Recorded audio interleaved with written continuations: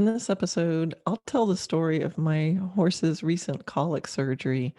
I'll talk about how we know he needed it, how I navigated the emotional roller coaster, and how something helpful can come of experiences like this. All right, here we go. Episode 15, Lessons from Atomic's Colic Surgery. Hi, I'm Karen Rohlf, and welcome to Horse Training in Harmony. This podcast is about you making progress with your horse in a way that you both can love. It's about learning how to move and be in harmony. Because yes, you really can develop a horse to be both athletic and happy. When we show up as our best selves for our horses will show up for us. So let's get started.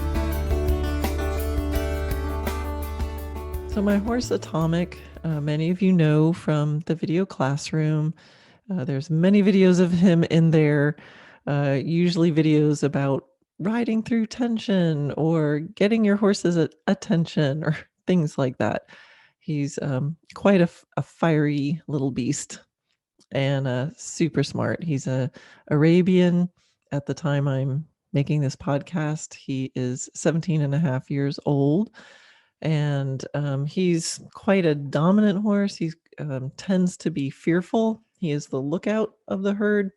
He's quite aloof. So when he is afraid, it's kind of every man for himself. And he's super high energy. National show horse, so Arab saddlebred cross. So the colic started on a just normal day. We fed in the morning, and he ate his breakfast just fine. And it was a couple hours after that that my assistant actually noticed what was going on. Atomic has a really clear colic tell. I mean, of course, there's the classic signs of colic, pawing and looking at their sides and wanting to roll and not interested in eating and things like that. But Atomic has a very particular tell, which is he will roll on his back and balance there with all four legs sticking straight up in the air. So the good news of that is it's really easy to spot from across the field. And my assistant Becky did see that. So we did the normal thing that we do, which is bring him in to observe, give Banamine, offer water, give Banamine, and start to red light. So through Photonic Health, I've gotten a red light, and we start doing the colic points and protocol that they have. And then after that, once the Banamine kicks in, if he's still having trouble and there's no improvement, then we call the vet. I don't like to mess around with colic. So we did that, and we were quite fortunate that my vet happened to be right across the street at a neighboring farm. So by the time she came, he was pretty intense. She observed him. She did a rectal palpation, and she decided to give him some Buscopan, which is it controls abdominal pain. It helps to relax the gastrointestinal smooth muscles. So it helps with things like, spasmodic colic, flatulent colic, or simple impactions. So when we gave him that, initially he showed some improvement. He started to want to nibble on grass. My vet had already been a little concerned and said, you might want to hook up the horse trailer. So we were in the process of doing that. And about 5 minutes after she said that, she said, all right, see what he's like in an hour. When that wears off, we'll see if that helped relieve whatever was going on. And she was getting ready to leave. But like I said, 5 minutes later, he was wanting to hit the ground again.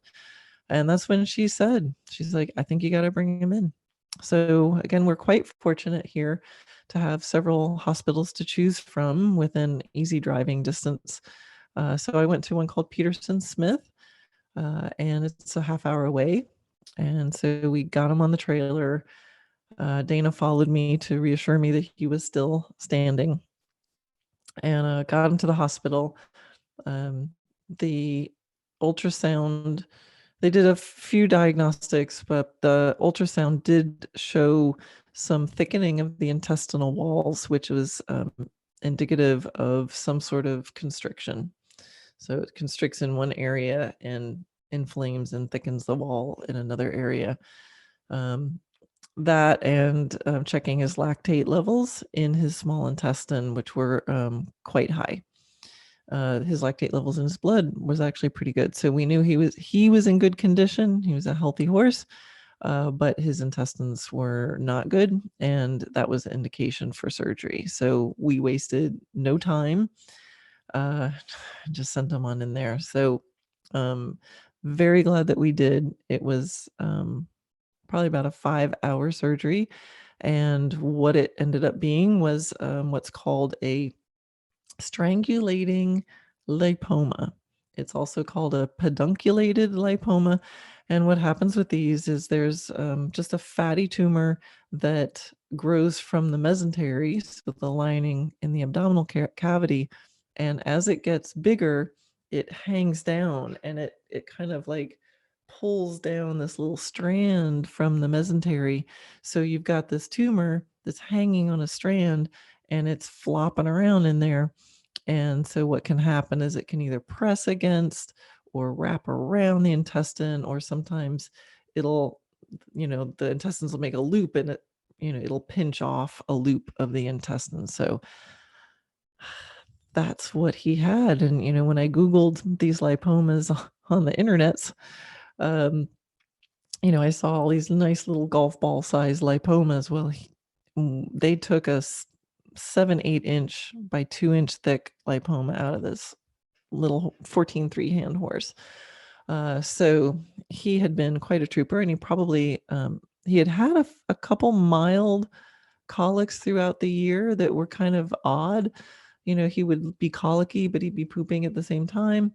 And that is actually one of the indications, is kind of mild colics that don't act normal and that resolve kind of suddenly also. So that was that. He came through the surgery really well, was, handled the anesthetic very well. But when he came out, things were not going so well. And he had what's called post-operative ileus, which is when the small intestine never really regains motility. So they were distended. Things weren't moving past them. So it was the next 3 days of him pretty much colicking constantly. Yeah, which is not fun to watch. I was so grateful that the people at Peterson Smith let me stay with him and spend a lot of time with him. So it was really hard to watch. He was in a lot of pain. He had to be sedated a lot, getting, gastro nasal tubes very often throughout the day, and just really monitoring him really closely. And but after a few days of this, he did regain motility. We heard our first gut sounds. I felt like cracking open a bottle of champagne, and from that point on, he slowly recovered and did better and better and better. And then he came home. So he's home and he is recovering. It was so many decisions, right? So many decisions along the way. So I wanted to tell this story just to kind of make you guys aware of telling, what happened, what it was, and the choices that I did, because I think sometimes that can help, just to hear what's possible and to know, to jump on it when your vets say jump. I think the fact that we caught it early, my vet was close by. Even in the surgery, the intestine had not died yet, so we really, really caught it early. Another piece of this was I was, in this mode, you sort of think of, what's working, what's not working, what do I have in place, what don't I have in place. And one of the things that I had in place was a vet that I knew I liked and I trusted. I've gone through several vets, they are here and then they move on. And I always, whenever a vet moves on, it's like I want to have a vet I can trust, so that when I'm in a situation like this, I don't have the added stress of I don't trust my vet, or I'm not sure, or should I get a second opinion. So one of the lessons I just want to tempt you guys, if you haven't already, like take the effort to make sure you have a good relationship with a vet that you trust. If you currently are kind of tolerating the vet that you have, I'll nudge you to maybe go investigate. And if even if nothing's wrong with your horses, it's worth the barn call to make an appointment and have your vet just evaluate your horses, or come up with something. They're getting paid for their time, and get to know them before you need them. You get to ask your questions and see how they respond. So I was very fortunate because, Courtney Varney here in Ocala, she's helped me through some mild colic. She's talked to me through them over the phone. This one kind of looked to me the same as some other ones that I've had. But she really made the call quickly, and she was confident, and I just did what she said, and it worked out.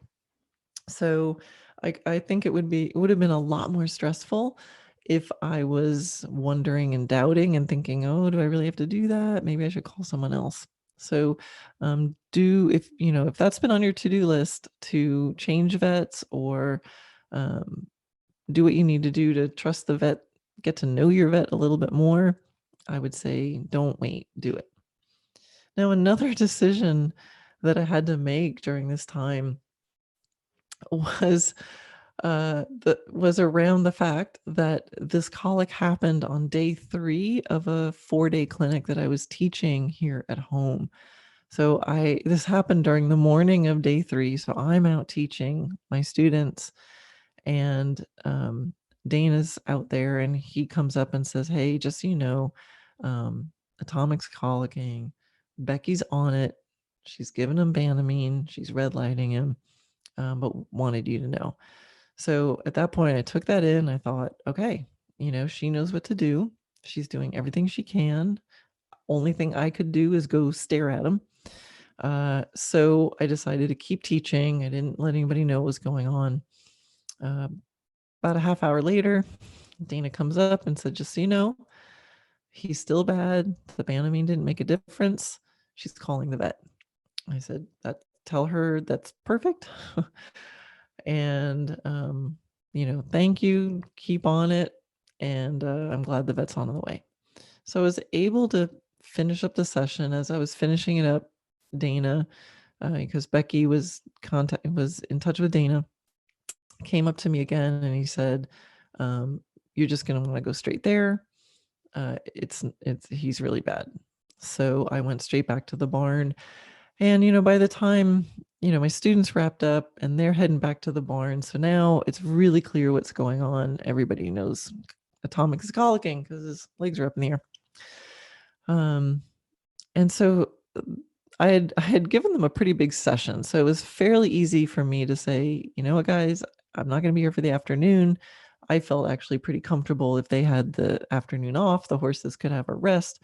But I was also fortunate enough that I had my other assistant and Dressage Naturally licensed instructor, Shauna Lewis, was there with me. And she's like, "I'm on it. I'll take care of them." I gave her some ideas of things to do, and she took over the afternoon of that clinic. But I still had one more day. All right. So here my horse is. He had surgery, and he came through the surgery okay. Thought he was doing all right. But overnight, he got worse. So I went early in the morning on Saturday, and I thought, I'm going to have to cancel the clinic. I was like, I can't do it. And I'll talk to you a little bit about the emotional stuff I was going through, as you can imagine, right? So I'm like, what am I going to do? I was like, so I thought, well, I'll just get up early. We'll get to the vet's office at 6. I can spend a couple hours with him and then I can go back and teach. And so that's what I did. But once I got there and he was not doing well, I just called Sean. I was like, I can't do it. I was like, I refund everybody. I just can't do it. And then I was there and the vets were treating him and he got to a place where he was kind of comfortable. And I got back in the car and I was like, no, Sean, I can do it.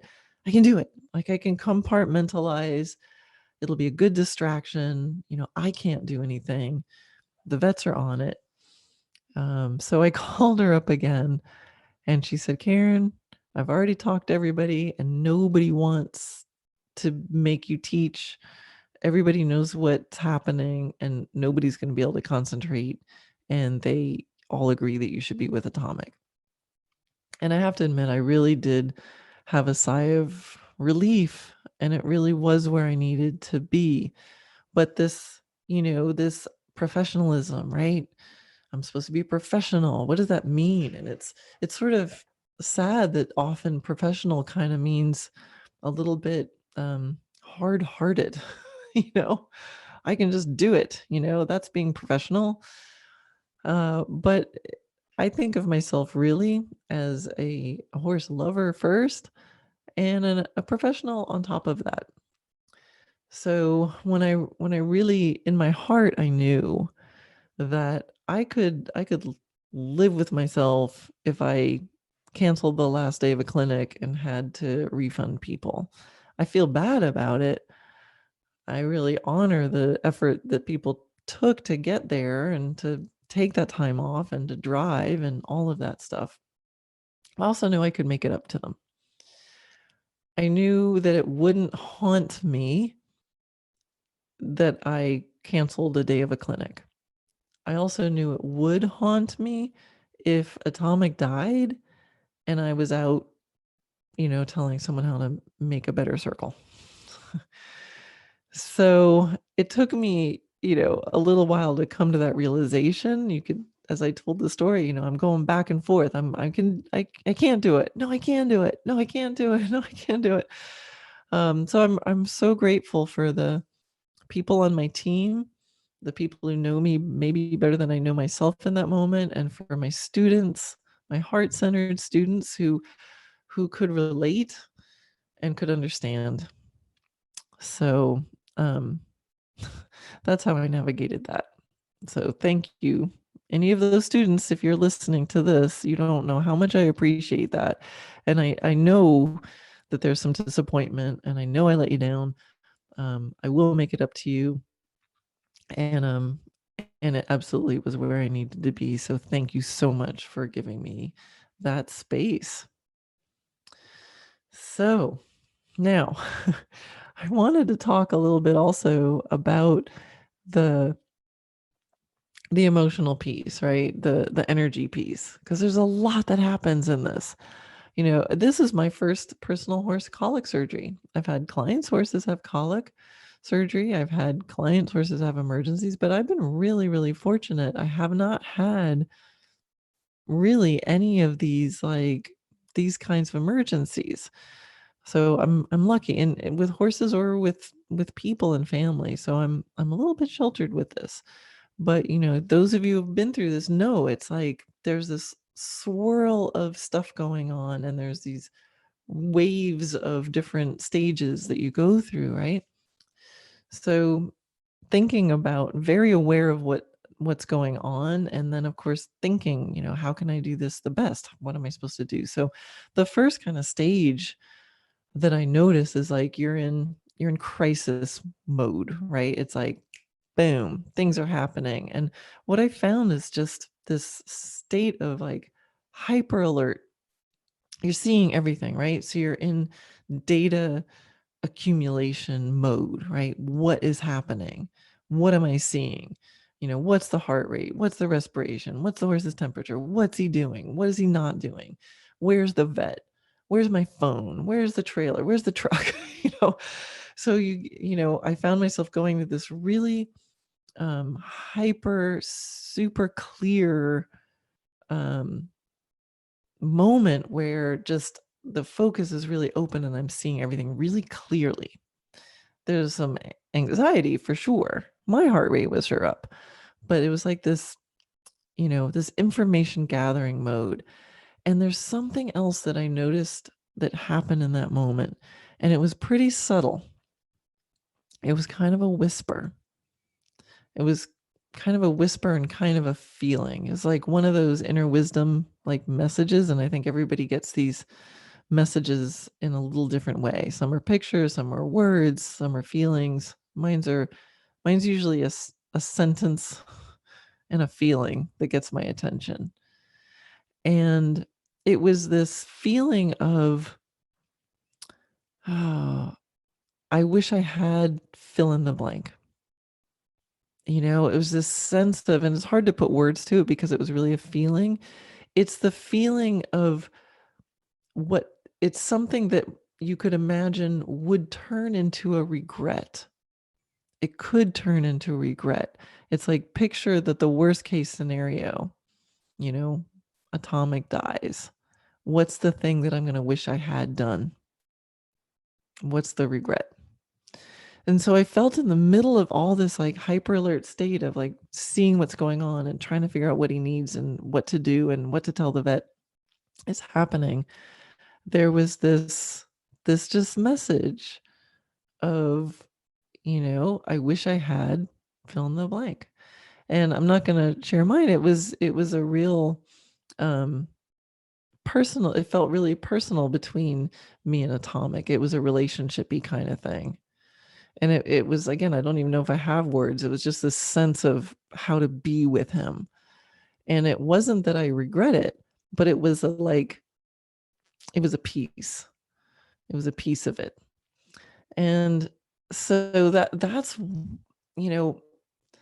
it's part of this, as you're being crystal clear about all these things happening, it's like you become crystal clear about your realization of what really matters and what you really want. So I think when your body goes into this hyper clarity mode, you're going to get clarity on all kinds of things. You're going to get clarity on what your horse is doing, and you're going to get clarity on anything else that you're open to. And so notice that, because it was like this one little sentence, and I find those inner wisdom voices, they say it once and then they go away. And if you don't catch it, it'll just wait till the next time. So I caught it. And so this is why, this next thing I say might sound a little bit morbid and depressing, but I think it's a good thing to have the angel of death sitting on your shoulder every day. And I'm very aware of this. It's like having a little constant awareness that any moment could be the last. And you can use that to bring up gratitude and to put things in perspective. And that in that way, it's helpful, so it's not an excuse to be depressed or sad. It's not to do it that way. Like, Dana teases me all the time, my husband, like if he's going away or something, and he hasn't left yet, but I'll be like, oh, I'll start feeling sad. And I go, Dana, I miss you already. And he goes, but I'm still here. So you want to use the angel of death, I'll call him, to use it to make sure you're feeling the feels, that you're feeling the feels in the moment, because you're aware that some of these things are fleeting. But don't use it to put yourself in a state of depression so much that you're sad, so much that you're not actually enjoying the moment you're in, right? So sometimes I start getting sad that he's gone and he's not even gone yet. And I'm so glad he teases me. He's like, I'm still here. And then I go, oh yeah. And I don't be sad. I be really happy. I get really happy that he's still there. So it's this little switch, right? So that's what I want to think of with my horses, with every moment. What's the thing that if they were gone, that you would wish that you had done a little bit differently, a little bit better? And I've felt this same thing when horses sometimes even injure themselves, and maybe for a moment you think, oh, Is this going to be career ending? Like, is this the thing that makes it so I can't ride him anymore? Is this the thing? And I've had multiple ones of those. But you get this flash of awareness of the time you've wasted, or awareness of the lessons that were too hard that you taught the horse, or whatever it is. But in those, if you're aware of them, is a chance to do something differently. So I don't like to learn hard lessons from the universe. I want to do my best to practice this gratitude and to play with my horses each day as if it might be the last, but in a joyful way, in a way that I make sure that I'm enjoying. And I think when you think about these messages, it's not always about doing less. So I think a lot of times when I talk about this, people think, oh yeah, I shouldn't work my horse too hard, or whatever it is. And maybe that is the thing for you. But sometimes it's, oh man, I really wanted that goal, and I didn't bring up, and I never did what it would require for me to get the confidence to go do it. I just kept getting stuck in the same spot, or I didn't reach out to the people that could help me with this, or I didn't just do it. I just never did sign up for that. I always wanted to do a competition, but I never signed up because I just never did it. So, or it could be, oh my gosh, I work my horse so hard, I don't spend enough non-demanding time with him. I don't know what it's going to be, but it's going to be something. And the message I got from Atomic, I was actually, it was something I was doing, I was aware of. So it felt like it just heightened it, and it just made me think, in this moment, in this crisis, remember, this is the piece. And it was, for me, connected with the professionalism. It was like, you don't have to be professional. Like, just love him, just be with him, and just honor him for who he is. So part of that really helped me make those decisions of being there for him, when a more logical, disciplined part of my brain might have said, no, you need to go teach that clinic. And it was deeper than that too. So make sure that if you get one of these moments of clarity, that when the crisis is over and things work out well, that you don't forget it, right? So it's easy to have this outpouring of, realization and what you're going to do. And, if you make it through this, I'm going to definitely, fill in the blank, whatever it is. And then it's really easy, when it works out, to kind of go back to the normal routine. So maybe write it down somewhere, mental note, or I find it written note helps me a lot. And so just make sure when you go back to the routine, you take some sort of action step, make a plan, and just say, well, what's the first step I'm going to take? What's something real I can do to make sure that I remember this and don't have to learn the lesson again the hard way? And on the other side of that coin is, if it doesn't work out well, so let's say Atomic didn't make it, or the horse did have a career-ending injury, make sure you're not using that information, that new awareness, to beat yourselves up, right? So it's not that you're doing anything wrong. It's just an awareness of how you can make things even better. I think our horses know that we're trying to do our best. I know that they know. And your horses aren't going to be beating you up. Like, you should have done this. No, I don't think horses think that way. And I know that they're forgiving. That's what they're all about, is forgiveness. They know when we're trying to do our best, and our best is always going to be improving. So by definition, your best is going to be better later, which means it's not as good as it can be right now. And that's okay, because at least we're trying and we're thinking that. So don't use this as a way to feel bad about yourself. Use it as a way to bring out all the joy that you can feel, and to help you achieve everything that you want to achieve and live the life that you want to live with your horse. And I think if we're our best for our horses, then we can be best for them and we can help them. So So after this stage of clarity, right? And so now, the crisis is I've made the decisions. There he is. He's in the vet's office. He's walked into surgery. It's out of my hands. What's the next stage, right?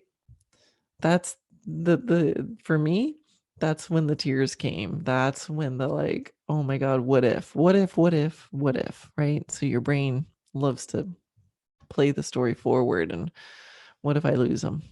What am I gonna do? And the sadness, and then all the stuff. You know what I mean. All the feels. And what I realized through that is number one, it's not helping anything. Number two, I don't want him to feel my sadness, right? So, on the one hand, I think it's really important to let the feels move through you. So, bottling up emotions does not work. They come like a wave. They've got to pass through you. So, find the appropriate time and place to let them move through you. So, I did lots of crying in my car. I did lots of crying in my pillow and in the shower. It comes up, let it out. That's just my love for my horse coming out. And I don't want to turn that off. I want to feel it. All right. That's what I call, you know, love sadness. It's sadness because I love him so much, right? And that's a beautiful thing. So you want to let the emotions out. But then you also have to come to a point where you go, this is not about me. This is about him. And he doesn't need me being a sad, crying mess around him. That's not the emotion that I want him to feel, right? So what I did, I did a couple things. But one of the things I did, so he's laying in the stall, mostly sedated, trying to control the pain. He's all banged up from the thrashing around that he's did. And so he's laying there. I'm sitting in the stall. I've got his head in my lap. And I'm trying really hard not to cry. And I just thought, all right, number one, let's not cry. So what are happy atomic stories? So I started just bringing up all these stories in my head and images in my head of him being the like magnificent dominant beast that he is. So I started telling him stories like, hey, Atomic, like, remember when I was doing that clinic and I brought you out to do a long lining demo and you just like kept reaching like a whale repeatedly and standing on your hind legs and bucking and leaping in the air? Yeah, that was funny, wasn't it? And I was like, Atomic, how like when all the horses are around and all these huge 17-hand horses and you come and just pin your ears like slightly and they all scatter? That's so cool. Right. So I just filled my heart and my brain with all these stories of him, and I just told them to him out loud, having these pictures playing in my head. And I just kept petting him and thinking of those stories. And that made me feel better. I imagine he's reading the stories. They can read us so well. And so if we're going to have some energy flowing between us, I wanted it to be him feeling my view of how strong and how proud and what a fighter he is. And so that's how I got through that stage. And in the beginning it was so precarious. I pretty much kind of want to stand back and default to the experts, right? So they've brought thousands of horses through these scenarios, and this is my first time. So I was so grateful they let me be there, but I also was very, I don't have an opinion, like do what you got to do kind of mode. But there was a moment where I could see the vets kind of, they were waiting, right? So they were waiting. They knew he should have been getting better and he wasn't. And they would just come by and listen and say, nope, no gut sounds yet. And they're just keeping him, medicated enough that he could be comfortable enough that he wasn't thrashing around and hopefully start to resolve. And, let things get flowing. They were giving him different medications to help, get the poop that was in there out. And, I really felt like they were doing everything really well. And I was sort of a witness. But there was one evening, I was there from like 9:30 p.m. to 12:30 p.m. And, they just kept coming by and listening and kind of, doing the, oh, well, no gut sounds. And I switched into a different stage, and I thought, all right, come on, Karen, what do you say all the time to students and with training horses? What can you do? Right. So I thought, you know what, I can do more than just being with my horse telling him stories, which I think was powerful enough. But what else can I do? And here's a little known fun fact about Karen. I actually, back in the 90s, went to massage school. I was licensed in New York, and I studied aromatherapy, which is it uses deep digital pressure, and it works the meridians. It uses acupressure and is based on Chinese, traditional Chinese medicine. And I really had put that, I haven't really done anything with it. My life took me in a different direction, but I was like, wait, I can do something. They're just waiting. They're not doing anything. So what can I do? So I looked up the small intestine meridian. He had 8 feet of small intestine removed. I don't remember if I told you guys that. 8 feet of small intestine removed. And so what was happening was he had post-operative ileus, which means, the intestines aren't moving. So I just spent 2 hours with my hands manipulating the small intestine meridian. I had my red light. I actually emailed Donna Woods from Photonic Health. I'm like, what else can I do? Here's the situation. She emailed right back. She's like, just keep hitting the colic points. And I have her colic protocol. I have the app. She actually emailed me the chart. Just keep doing them. So I just went over the small intestine meridian and the colic points with my hands. Then I went over them again with the red light. Then I went over with my hands again. I think there's something cool about hands touching. And I just kept doing it over and over and over again for 2 hours. And by like the second hour, I heard a gut sound, because I do it and then I listen, I do it and I listen, and then I heard a gut sound. And so I kept doing it some more. I did it for another hour. And by the time I left, he had really loud gut sounds on both sides. And, I don't know. I know that there's, correlation does not mean causation, right? If I had been like doing jumping jacks, he might have been having the gut sounds at that point anyway. Maybe I helped, maybe I didn't. I understand that. But what I did know is that it changed my energy from just being a witness to being there with him, exchanging energy with him, actively helping. Even just my attitude of helping him, I think, makes a difference. And, this stuff works. The meridians work. Acupuncture works. So that felt amazing to be part of that, and to be able to be the one getting the vet's attention and going, we got gut sounds, So that felt empowering, right? It felt like I could participate. It felt like I helped him. Oh, so